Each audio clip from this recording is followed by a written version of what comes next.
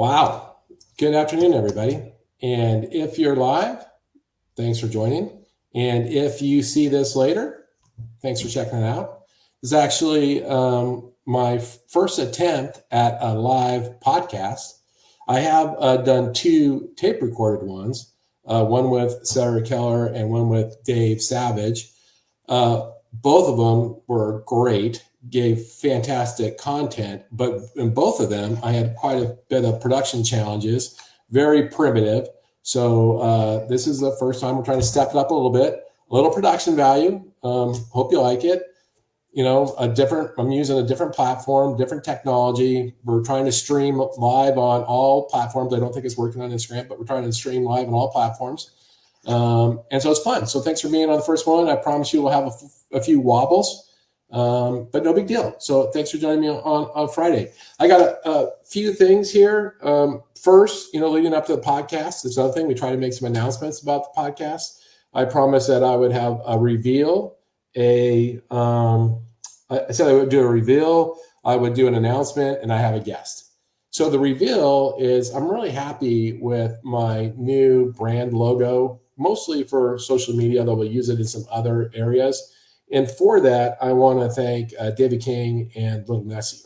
So Little Nessie Media, if you don't know David King, he is simply a leader in building brands. He's been a CBO, Chief Brand Officer, and CMO for some of the largest mortgage companies and real estate companies. He's simply a legend. He recently started his own media company, and he's helping me out with my media. He's helping me with my brand. He's helping me with my marketing, my collateral. If you want, a touch of an expert's hand, get a hold of David and the folks at Little Nessie Media. They're awesome, and he's also a really good dude. He unfortunately couldn't be here today because it's virtually a holiday, and he's whitewater rafting. But if I know him, he's probably trying to figure out how to get connections somewhere. So that's Little Nessie. Now, the announcements, my reveal is my little brand, which is great. The announcement is my company, HFG, made an internal announcement last week regarding my role at the company. And it's all positive, by the way. And what we internally announced is that going forward, I am not going to have day-to-day responsibilities, and sales will no longer report up through me. And these changes came about at my request. Just set the record straight. Bill Rogers is the CEO, president, founder, sole owner, and one of my best friends. I went to Bill a few months ago, and I asked if I could possibly be relieved of my daily responsibilities and if I could step away from sales reporting directly to me. And by the way, Eric Zier is in charge of sales. He's an awesome dude. He's not only a great leader and a great human, but he has a lot of game. So Eric and Bill, are fully in charge of that. But I said I wanted to still contribute to HFG. I still wanted to do, the strategic part of my job. I wanted to provide insights about the market, insights about not only the real estate and mortgage markets, but business insights. I wanted to continue to participate in, financial, the analytics around branch performance and individual performance, KPIs, P&Ls. I wanted to continue to contribute with business development, bringing opportunities to the company, and continue to represent the company out in the industry. So Bill was exceptionally generous and figured out a role for me. Thank you, Bill. And I'm exceptionally thankful. And then, that's the change. That's the announcement. All the HFG homies have been great. For the homies, I'm not going anywhere. It's just a little bit of a change. And thank you for support and encouragement. That is the announcement. So you've seen the reveal, you've seen the announcement. And by the way, I believe Bill will be joining me on my next podcast. And so we'll talk about this, but more you'll see Bill and I, we hang out all the time. We talk shop all the time. I really hope to get him on the podcast. We'll talk shop. We'll talk about the industry. We'll talk about his vision, where he's leading his company, how he is leading it through the storm, and how he's building to thrive in the future. So that will be probably next week if I can get it scheduled with Bill. Now let's move on to today's podcast. I'm super excited to introduce to you somebody who you may or may not know, another one of my really good friends, Jeremy Patterson. And as I bring Jeremy up to the stage, I'm going to call it that, I'm going to give him a little bit of an introduction. So Jeremy, you should be live and you are unmuted, or you need to unmute yourself, and I will just introduce you. So Jeremy and I started working together, I think in 2004, maybe 2004, 2005.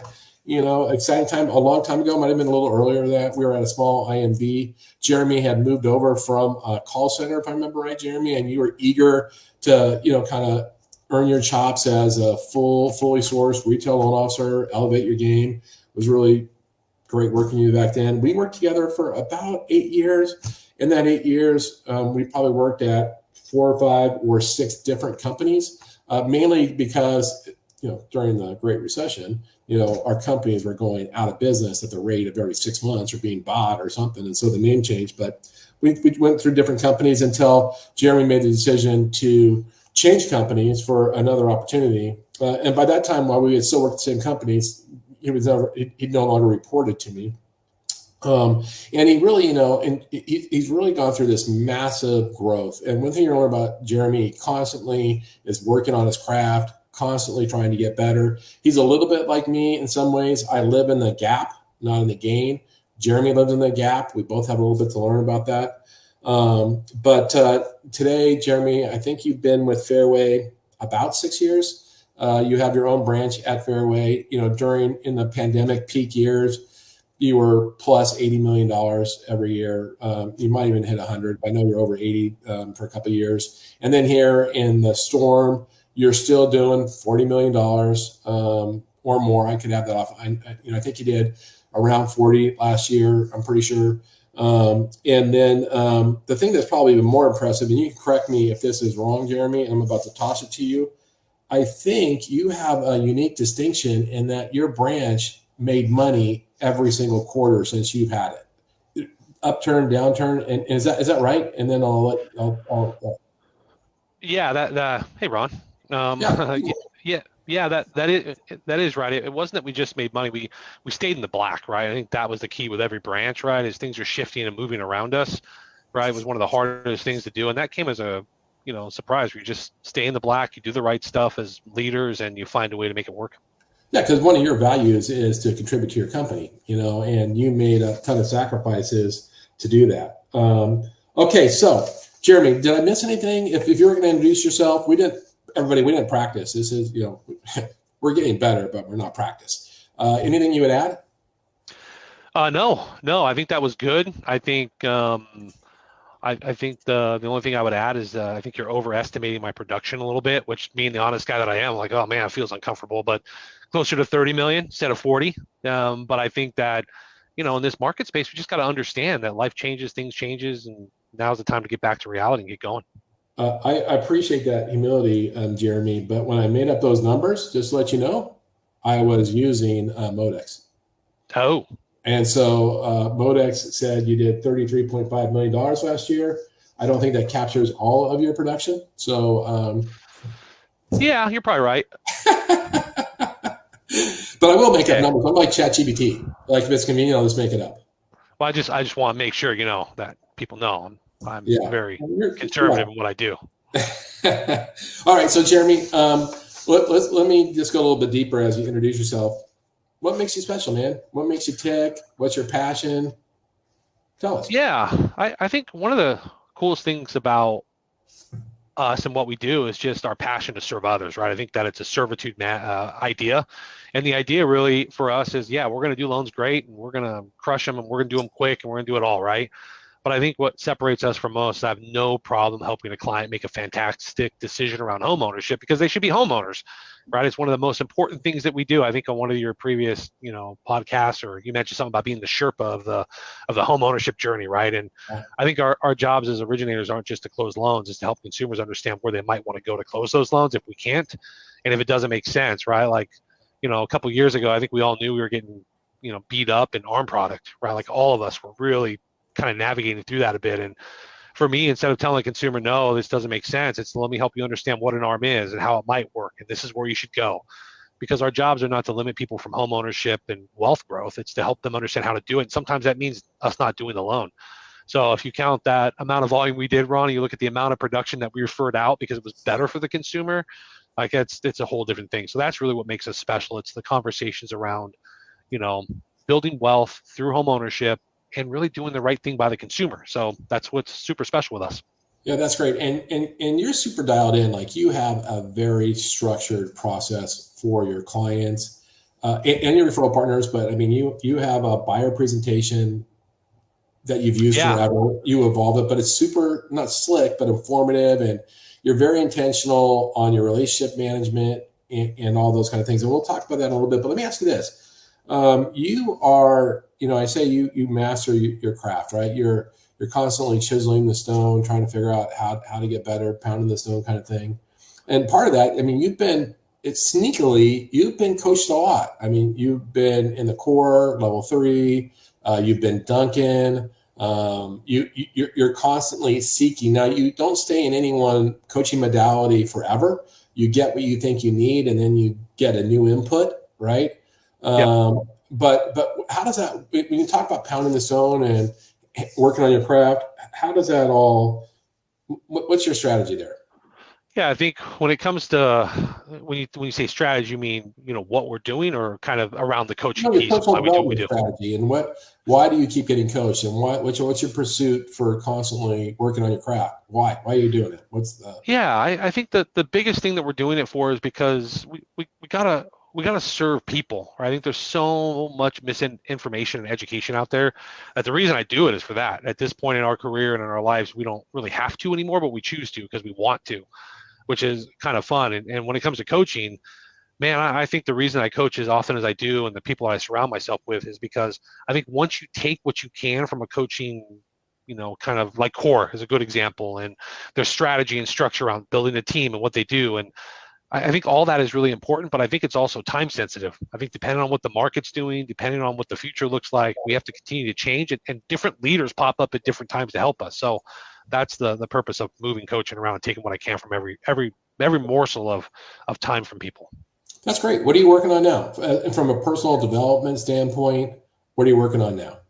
So personal development, I'm really like you, Ron. We've been trying to get more and more focused. I have a 4-year-old daughter that keeps me extremely busy, and ultimately I have to find a way to keep up with her. And it's over my life I have a unique story with that, and it's she's a gift, and that time is important. So I'm recognizing I got to get healthier. So I've been sober since January 12th. And I say sober because that's something that people they go, wait a minute, sober? And you go, yeah, sober, because ultimately you have to kind of self-reflect sometimes and recognize what's good and bad for you. So kind of on that journey right now, which is great, and eating well and doing all the right stuff, and then trying to make sure that we keep our business going the right direction. So those are the personal goals right now.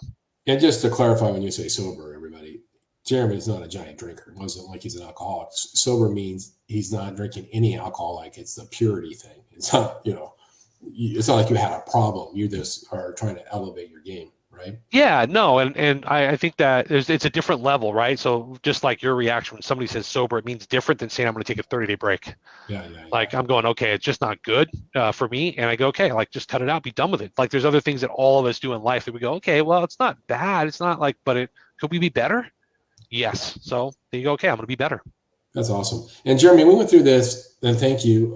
We went through this first part of just kind of getting to know you, because our real topic today is one of the strategies you're trying to deploy that is slightly different than the rest of the industry. And I think it's fascinating, and I think people would like to hear it, but it helps if they know your mindset before we talk about it, so that it makes more sense, right? Yes. And what's happening is you've really been, I don't want to say struggling, but debating about the best way to help customers, right? Like how can you be the very best instrument for your customers, right? And you've been looking at trying to figure out different models to deliver your services. You've considered doing like charging a flat consultation fee and referring loans to other loan officers, like you would just be the facilitator. Like you've really kicked the tires on a lot of concepts, and you've landed on right now that you're going a new model, which is going to be a pricing model. You want to explain it, and then you might even talk about what you're trying to achieve with it and how you think it's going to work, and then I'll follow up with some questions. Yeah. So I think as we kind of mold and move in our careers, right, you start looking at what do you find most valuable for you. And for me, the servitude always comes back to that. So the model we're really working on right now, and like you said, we've kicked around it all. Like I thought, man, I'll just be a flat rate fiduciary. Like, why can't I help a consumer really understand where to go to get the best of the best and who to talk to? And so we've kind of gone through this paradigm shift. And right now, the biggest thing we're working on is most branches, most P&L models are on basis points, which I think we all understand what that is, right? Like a branch will say, I'm going to make X basis points on every loan. And that basis points kind of moves based on the loan amount. I'm looking at that differently, going, okay, well, what do I feel is fair for the consumer regardless? So we're going to go to a flat fee model, or we have gone to a flat fee model where we set a flat fee, and it doesn't matter whether you're doing $1 million loan, a $5 million loan, this is the flat fee. I think that when you look at manufacturing and you look at doing loans, you have to kind of understand what that manufacturing costs. You have to understand what your value is. And then based on that, you go, here it is. And I don't think that value changes. I'm a highly educated loan officer, been doing business for 22 years and can talk to anybody about finances. That's super valuable. But does it mean that on $1 million consumer, I should make more money compared to a $500,000? And that's kind of the conversation internally I've been going through. So we've gone to a flat fee model, and it'll be interesting to see how it works out. And you rolled that out? Is it live now? The pricing should be live on because the holiday won't be live till Monday. But we've already been pricing loans that way because that's something that every branch can navigate. Yeah, so to be clear, you get your pricing from your company, right? Correct. And from that, you're just putting on X dollars. Correct. Right? And then you also charge branch fees, though, right? Yes. And if I recall, your intent is you want to have confidence that you are offering a competitive rate every time. Is that right? Yes, that is correct. And so whatever that fixed, margin you're putting on there, fixed dollar margin, you're going to adjust it to stay in the pricing spot you want to be in, right? When you say adjusted, not per loan, not per strategy, it's per what the market's demanding of us. Right. So if your fixed, dollar margin is whatever your target is, say you want to be in the top 20%, pricing in your market, or top 10 or top 5, whatever you want to be, right? As a market moves, you'll, evolve that fixed dollar amount, not per loan, but as a strategy. Yeah, I think that the consumers will eventually demand what they demand. And we're starting to see that more and more with real estate agents. We're seeing it in pricing models, right? And I think one of the hardest things is being a loan officer at heart. I also know that I'm unique and I'm different in the way that I'm okay making less money. And most loan officers, like when you talk to them about making less money, they go, no, I'll change companies. I'll go here. I'll go do this. You're like, wait a minute. It's a problem with how we're being paid, essentially, right? And kind of look at that and go, okay, like my choice, my branch, my P&L, we can do it differently. So it's a unique thought, but I think that it's really valuable for the consumer. It's really valuable for them to understand what we do and how we do it. And we're not going to take value away. We're going to add more value and try to become more valuable with less profit and serve more families. Yeah, that's awesome. And that's your strategy, right? It's going to be charge less, earn less, help more people. Correct. I should say charge less, earn less per loan, help more people, potentially earn more money overall, right? Yeah, I mean, my thought, and I've been on both sides, Ron. Like I've seen, like for people that don't know me, right, there was a time in my life where I couldn't do work and couldn't do business. And then I was doing 1 or 2 loans a month, and every one of those loans mattered. And then I built my business where I was doing 20 loans a month. And then it was like, oh, it's 20 loans a month. Like the stress relief of doing more loans is much more significant than the money you make on doing less loans and more margin. You want to feather your pipeline with a steady stream of 20 closed deals, and you want to remove the friction of pricing, and you want to raise your conversion rate, because one of the biggest expenses we have in our business is low conversion. And this is a strategy that you think is going to achieve that, right? Yeah, and I think it's a must. And you also have a view on where the industry is headed for margin and LO comp. And my perception is you're trying to get ahead of the change, right? Like you're going to be in the front of the wave, not the back of the wave. And so you're creating a pricing structure today that then gives you the optionality to adjust to stay at the front of the wave as the market changes. That's 100% correct. Yeah. Yeah. And then now, as you do, and by the way, I don't know what it is, but let's say your fixed dollar, like your average loan amount is 500,000 Yeah, and closer to six, but yeah, close enough. 600,000. And so the fixed dollar amount that you're going to add to your company's raw rate they deliver you is a little bit over 100 basis points or something like that, right? Yeah, it's yeah. I mean, we landed on $6,500. So a little bit over 100 basis points, right? Yep, Right. yep, And you think that the future is going to be that you might have to shrink that down to $3,000 over time, correct. right? Because the consumer demands more for less, has more choices. There's more low price providers. It's going to be a very, I think, monolithic priced world in the future, but you're going to be in front of that, not behind it. If that's the case, and if it's not, by the way, then you keep your margins. Good for everybody, right? But if that's the case, what do you have to do with your branch and your expense stack today to be able to accommodate that?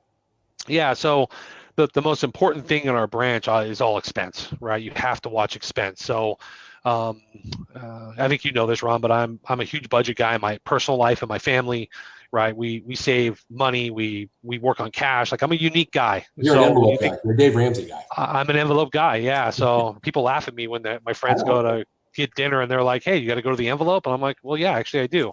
Um, but it's something that so I'm strong in budget, I'm strong in finance, and like I said, there was a time in my life that I had to live on nothing and figure it out.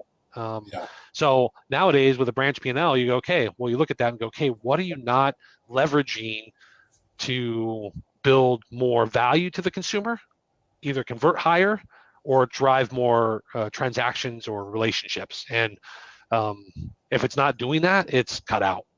Like I have Yeah. one of the most streamlined P&Ls.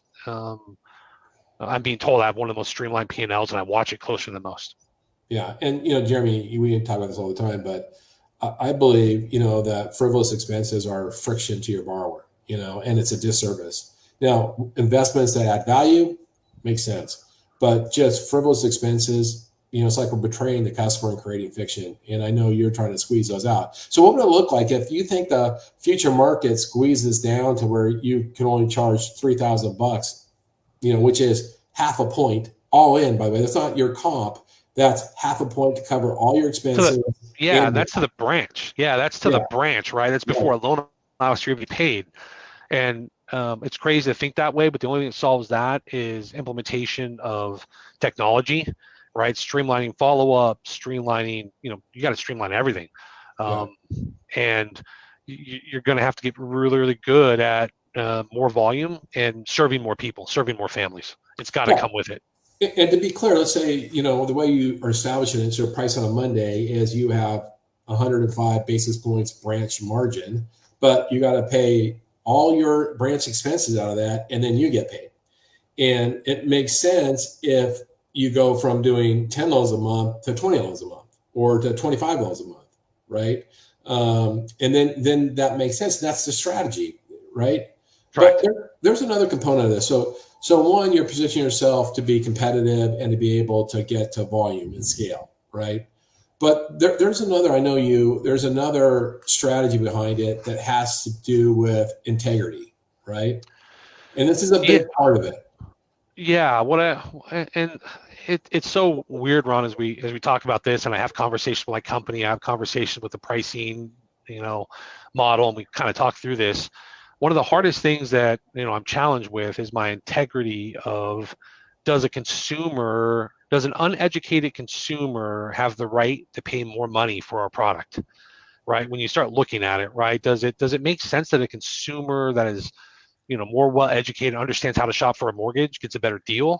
When I think that you look at kind of talking to a consumer, and I feel almost as if we're taking advantage of consumers in certain ways and going, well, if I can change my model or change my structure, I'll just change my structure to suit this one particular client. And I think that's something that eventually CFPB will look at, and pricing becomes kind of this moving target where what would it look like in a world of loan officers where it's like, this is our rate and you can't change it, Yeah. right? Everybody in our market space right now wants to go, well, we'll price a little higher and we'll move it down if we need it. And I just look at that and go, okay, so some clients you can take advantage of and some you can't. And that to me is an integrity issue. And I go, man, it's really held me back the last couple of years as I've watched our market come down and our pricing come down and things change on us. I go, man, like, is this the right thing? Which um, is a big deal for me. I would much rather keep to my integrity and go, okay, I'd rather, make minimum wage and do 10 loans a month to serve people the right way. Well, I think too, Jeremy, I think you're confident about putting out your cost and defending your value. Yes. It's hard to do that if what you're charging is variable, right? I mean, that's where Yeah.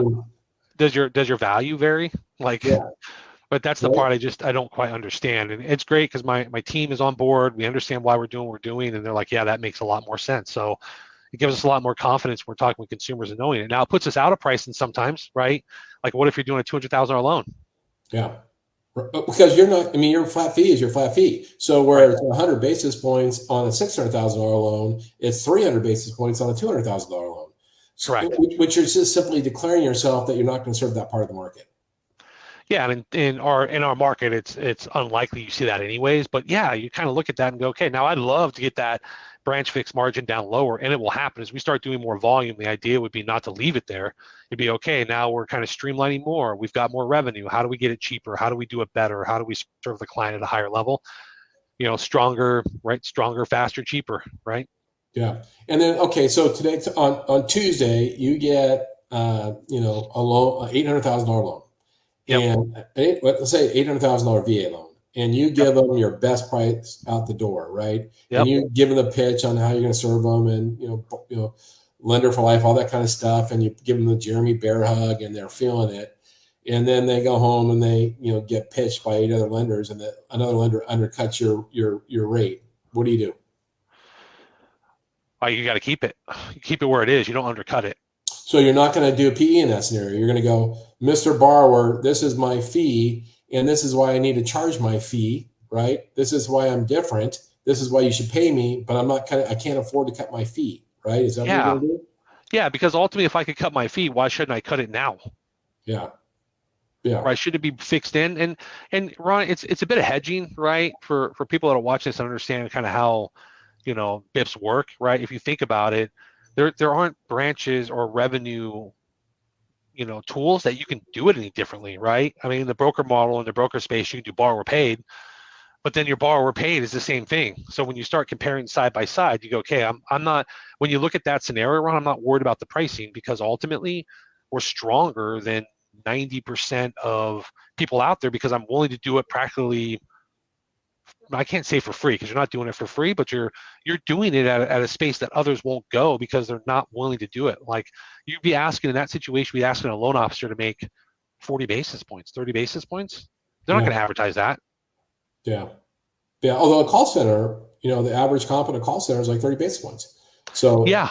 and they have economy of scale. So you could be undercut, but hopefully you'll be able to show your value greater than the call center person. Right. Yeah, and you got to be able to do that from first contact through pre-approval, through your borrower's presentation. And I think that the disconnect for us is for the longest time, you kind of watch margins move, you watch companies move, and it's I can be competitive and show my value if I'm in the game, but I can't be playing rugby and then be playing football. It doesn't work. Yeah. Yeah. Yeah. Yeah. And once again, I mean, the strategy is more for less. And so even if you're not the lowest rate, that's where the more comes in, right? Correct. Which is perfectly okay, right? Yep. Yeah. Now, how about so you have this flat dollar margin, and then how do you deal with house loans, refinance loans, past clients? What's going to be your strategy with those? Yeah, so I think strategies for past loans, refinances, things like that, you got to be stronger there. I think it takes less production value to do a refinance than it does to do a purchase, right?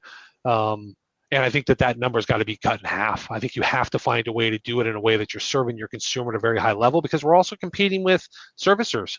Like we have to recognize that servicers are going to own that business, and if we're not very focused on getting to our consumer before they need us and we're not focused on being in the ball game with a servicer, they'll do it at a loss to keep that servicing.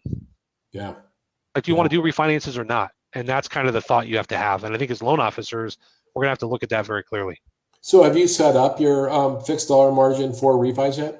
Not for refis, so we're just trying to get it going for purchases. But I don't know if we're gonna have to navigate through it with our company and figure out how they're gonna do that on refinances, if they can separate out the two based on the pricing structure. I'm sure they can in Optimal Blue, but They can. They can, and it's compliant because it can be considered a company source loan because it's past client. The company actually owns the client. Got it. You can easily do that. And then what other strategies are you working on? So another strategy we're being really focused on is trying to navigate through how to not spend another family's money on another family, right? So what I mean by that is, how do you navigate through costs that you accrue by helping families that don't move forward in buying homes, and you pass them on to other families, right? Like, I think the mortgage industry will have to change before we tackle that big one, because ultimately a consumer is going to react. If we charge a credit fee up front, or you charge an application fee, or you move something around there, it's really hard because consumers are going to always go to somebody that'll do it for free. So it's like we're working on that kind of stuff, and we're working on CRM. We're working on our buyer broker agreement, or I'm sorry, not buyer broker agreement, our buyer presentation, right? And trying to combine in our realtor partners and trying to help them be more valuable in those situations and understand how to explain commission to consumers, and like all that stuff we're working on, just like everybody else probably. You brought up a really good point, Jeremy, and this is an important point for everybody to pay attention to. You can't be a super low margin in a high expense environment. And so one of our highest expenses is, unallocated credit reports, work number, right? Non-collected fees.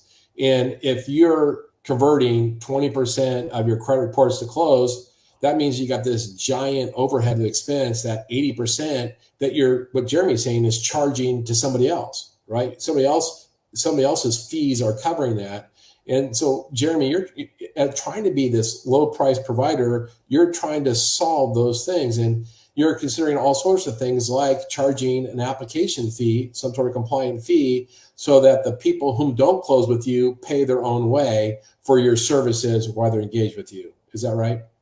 Yeah, we have to find a way to navigate through that, because when we spend money on things that don't close, it's like it's death to your P&L. It's death to costs, right? Like I think that's the hard thing, right? Would you work for free, Ron?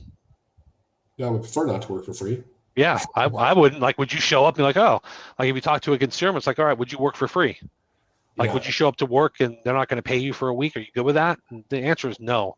But in our industry, I think it's kind of expected. And that's just a battle that's going to happen with time. As we start getting thinner and thinner in pricing, you start getting to a point where your manufacturing cost of a loan needs to come down to get thinner. Yeah. And you need to allocate some of those expenses to the thing that generate the expense versus some other object, because then that makes you out of the market on that other object, right? Correct. Yeah. And my guess, if you looked at some of those bigger companies, the amount of credit pulls they're doing, and like, I think part of that is that upfront conversation. We do an intake call, and we really, decide whether a client can do a loan, the motivation, all that stuff has to be upfront. We limit it as much as we can, and we don't have a lot of expenses that we accrue that way, but it happens. But it's part of your global strategy. Look, I'm going to lower my rates so I do more volume and have higher conversion, which will support lower expenses. Yeah. Right. And then I might make some adjustments like charging upfront fees for those people, to cover those people whom I don't convert, but only fees incurred, really specifically defined, because I want to be able to charge the lowest, fees to the clients I close with. Right. And I don't want to tax them by my inefficiencies from the people I don't close. Correct. Yeah. I mean, that's one of the biggest things, right? And if you're watching it closely, you'll find the inefficiencies, but a lot of people don't watch them. Yeah. Well, we've done it in our budget, in our personal lives for the last 5 years, 6 years, right? You kind of go, okay, that's not good, right? You see it. You got to run towards the fire, not away from it. Yeah. And put differently, your borrower who closes with you gets no value by you paying credit report expenses for other people. Like, correct. Like there's no value to them for that. No. That's the way it works for us. But if we can eliminate that, then, your margins look better because you have less tax to them, right? Yeah, that's And then correct. as the conversion rate goes up, you have less labor per loan, right? You're not wasting labor on loans that don't close. Correct. How did your company receive this, proposal? It was really good. Yeah, I mean, so I think as we kind of navigate through this and we start talking about this stuff, I think everybody's talking about it, but nobody's willing to navigate through it, right? Once again, my focus on servitude is the most important thing. And by doing what's best for the consumer, I think it's been received really, really well. Now it's just a matter of, okay, show us it works, right? It's kind of that thought process now.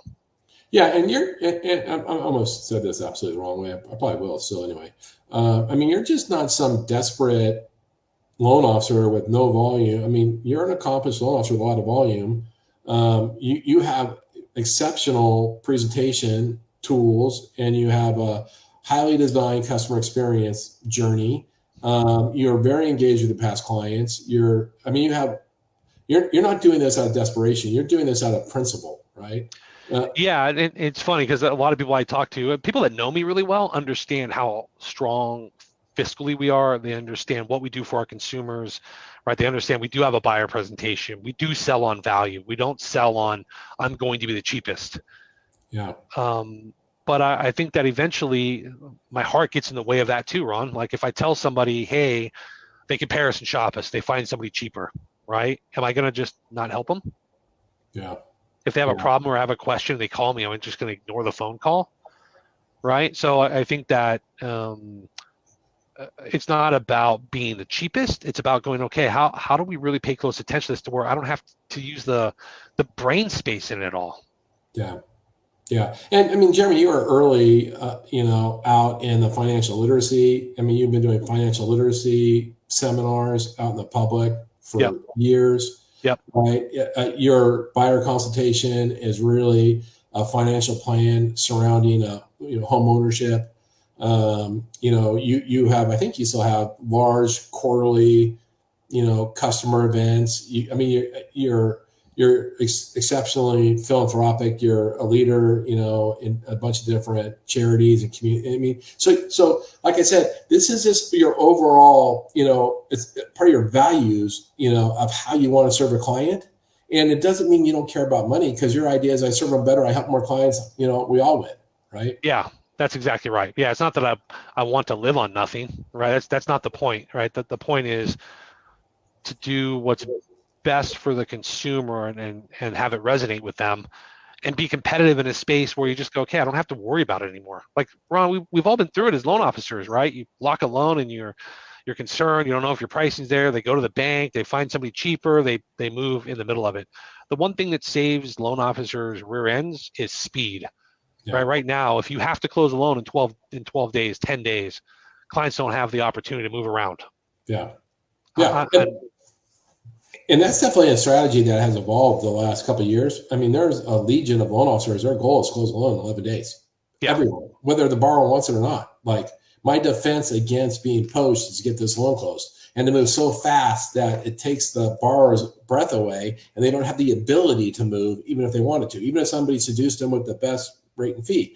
But once again, you don't need to do that as a trick, because you're trying to give them the best fee and value combination. But still, that will just help remove more friction in the process, by getting them to the closing line, sooner. Yeah, we can still do loans in 10 or 12 days, right? But it doesn't change what we're doing and how we're doing it. And I think that's the thing where what protects, and Rob, we've talked to these loan officers. I know that strategy well, and I've said it to several of my realtor partners, like speed is the enemy of the consumer, right? Because when somebody's making the decision quickly or they have to move quickly, they don't have the opportunity to change the decision.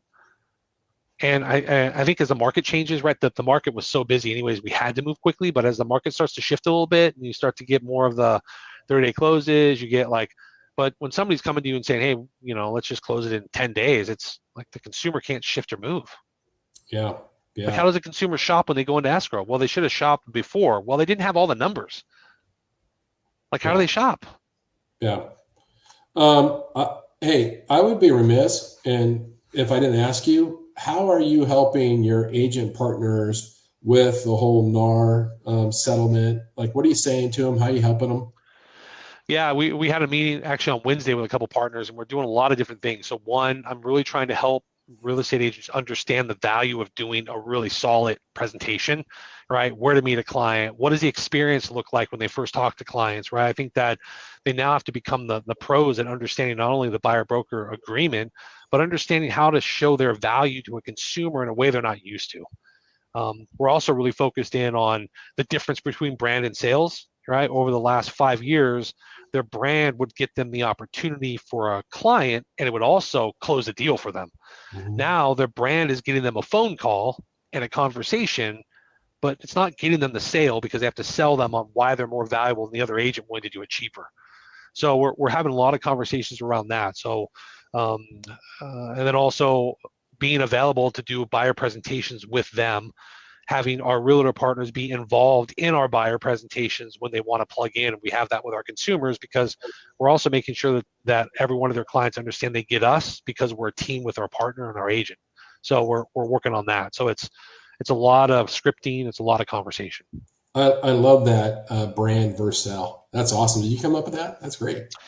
Worked on it. Yeah, it's just different, right? It's part of my current coaching strategy, right? As we kind of look through this, right? As even as loan officers, we battle that, right? Work Yeah, with me because we're great. Well, that's your brand.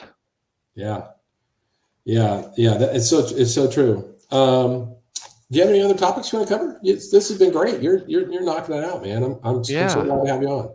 Thanks, Ron. No, I think that's good. I think that, I think the biggest thing is the topic of, the thought of, we talked about it last week, right? We did one of those walk and talks that you always talk about. And we talked about the thing that has been really resonating with me constantly as I talk to my team and we kind of navigate through this is the whole, Apollo 13, 20 amp strategy, right? And we kind of talked about the reality that, what I'm doing right now is going through and going, okay, I'm on the moon trying to get back to the earth and I got to get my sequence down to 20 amps. And if you guys don't remember Apollo 13, that was the whole thing. You can't get back to Earth. You don't get down to 20 amps.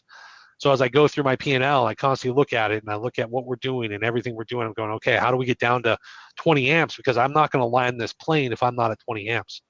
So I'd be interested in your thoughts on that. Yeah, so thank you. It's a really good exercise to do because it really starts to differentiate want versus true need, right? If you only have 20 amps to spend on getting a spaceship back, well, you don't get air conditioning or you don't get heating or you don't do you want it? Yes. Do you absolutely need it? No. And Jeremy, thanks for teeing this up because I'm going to use this Apollo 13 philosophy on my new normal series on Thursday, where I talk about expenses and friction. And so I'm gonna hold off responding because this will go for like 4 hours, dude. Yeah, I'm afraid of that. And you mentioned, and you're right. I'm a huge believer in walk and talks is a great, platform for having great conversations. I've talked about it ad nauseum. But Jeremy, you and I started doing walk and talks in like 2004, right? Yeah, been a long time. Yeah. So and we've consistently done it for 20 years. Well, until you get too busy and you can't get to San Diego. No, that's not true, Jeremy. But in those 20 years, the cadence has changed. Where we there was a couple of years we did it weekly. Like we were battling the demons and we were trying to figure stuff out weekly, right? Yeah. And then we've done it monthly. And even now we don't live in the same state, but say in the last 12 months we've made like 10 out of 12 or something like that, right? Yeah. And the two we didn't make is because one of us is traveling someplace else, not that we didn't make the effort. Yeah. Yeah. And we still talk and still go through it. I think having good mentorship, being able to talk finance. And I think, Ron, you've been that person I've always looked up to because you kind of high tide raises all boats, right? You want to be around the right people all the time and get financial influence from those people, which is why you also take coaching. So it's always a pleasure to do those. And I would suggest anybody doing walk and talks with anybody that they respect and want to talk business and have a couple really good strategy conversations. It'll change your life and you get healthier. Yeah. You get those endorphins going. Thank you for those comments, Jeremy. You get those endorphins going. And the thing is, Jeremy, we argue. Like it's not like we're polite. Like, this is what I think. And you go, like, I don't think that way. And we gain something from that, right? I learn from you all the time. And so I'm a huge believer in it. We've been, there was a couple years we did it every week, man. We were in dark places, apparently. We needed something with a head. Yeah, very true. Anything else, dude? You've been great. No, man, that's it. I hope that, I provided enough value for you, and I hope it helps anybody listening to this stuff that we can serve people. Like Yeah. that's the best part of our job. It's not the closing, it's not the money, it's the servitude. And that's Yeah. where my heart is. And Jeremy, the thing I like, okay, you're rolling out a strategy, right? You're trying to understand where the puck's going. You're trying to figure out how to skate there, and you're rolling out a strategy. People listening can go, I don't agree with that, or I'm not going to do that, or he's wrong. Fine, you can have your own strategy. But instead of just, being a victim to whatever is going to happen, you're trying to navigate to a certain destination. And I totally appreciate that, and then you're trying to create a structure that will allow you to pivot going forward. Like you're building the foundation today, knowing that it's going to evolve over time, but you're building that now. Yes. And I think that's super wise, because I do think we're going into a very, low cost provider, low margin, low comp world.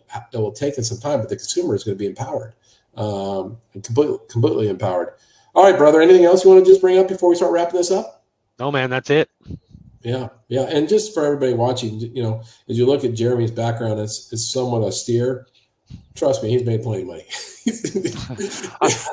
Hey, whoa. We live a minimalist lifestyle, and I mean, it looks a little poor back here.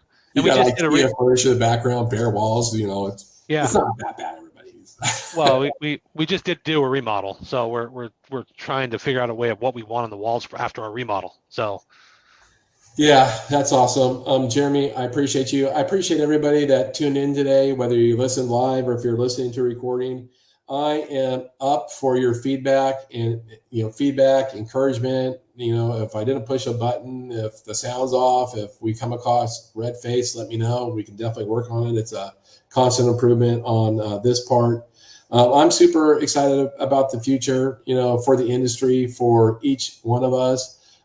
As I mentioned, I'm going to try to do these, podcasts once a week. I think I'll post them at a regular time. I'll try to make most of them live. Some guests can't be live at that time. I'm motivated to do these podcasts because I just think there's so many interesting people out there like Jeremy that has something to share that will help each of us expand our own thought, And so, Jeremy, you did a great job with that. Thank you, everybody. Jeremy, I think we transmitted. I think we got through most of the technology. You were awesome. Have a great weekend, Jeremy. I'll talk to you soon. Okay, bye.